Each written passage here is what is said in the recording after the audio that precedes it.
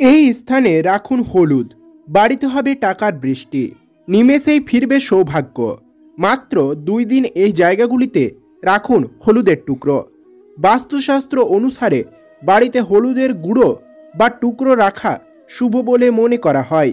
কিন্তু হলুদ ঘরের কোন কোণে রাখলে কিভাবে উপকার পাওয়া যায় আপনি যদি না জেনে থাকেন, তাহলে আজকের সম্পূর্ণ ভিডিওটা ধৈর্য সহকারে দেখার অনুরোধ রইল।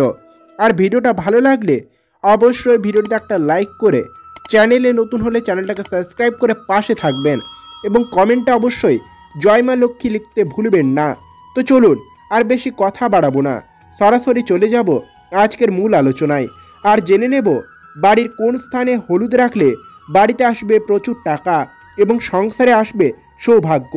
বাস্তবমতে হলুদের খুব গুরুত্ব রয়েছে। ইতিবাচক শক্তি সঞ্চার করার জন্য এটি যে কোনো ধর্মীয় কাজে ব্যবহৃত হয়। হলুদ শুধুমাত্র ইতিবাচক শক্তিকে আকর্ষণ করে না, এটি সম্পদ এবং সমৃদ্ধি আকর্ষণ করতেও সাহায্য করে। বাস্তুশাস্ত্র অনুসারে বাড়িতে হলুদের গুঁড়ো বা হলুদের টুকরো রাখা শুভ বলে মনে করা হয়। কিন্তু হলুদ ঘরের কোন স্থানে রাখলে উপকার পাওয়া যায়, আসুন এবার সেটাই জেনে নেওয়া যাক। বাস্তুশাস্ত্র অনুসারে বাড়ির রান্নাঘরে হলুদের গুঁড়ো রাখা খুবই শুভ বলে মনে করা হয়। কেউ যদি রান্নাঘরে হলুদের টুকরো একটা বক্সে বা বাটিতে ভর্তি করে রাখতে পারেন, তাহলে সেখানে আর অর্থের অভাব হয় না। সুখ সমৃদ্ধি বজায় রাখতে বাড়ির প্রধান দরজায় হলুদ রাখা শুভ বলে মনে করা হয়। এর জন্য একটা প্লাস্টিকে বা একটা বক্সে হলুদ ভরে একটি সদর দরজায় কাছে রাখা উচিত। বাড়ির মন্দিরে হলুদ রাখাকে শুভ বলে মনে করা হয়।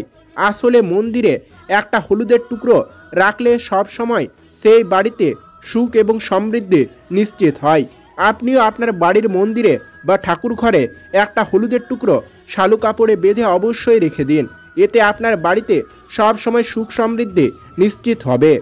অর্থের প্রবাহ বাড়ানোর জন্য বাস্তুশাস্ত্র মতে হলুদের একটা টুকরো নিরাপদে স্থানে রাখা শুভ বলে মনে করা হয়। তাই আজ থেকে যেখানে আপনি টাকা রাখেন সেই স্থানে একটা টুকরো হলুদ অবশ্যই রাখুন। যদি কোনো ব্যক্তি তার পার্সে হলুদের টুকরো রাখেন, তবে তিনি অর্থের অভাবের মুখোমুখি হবেন না।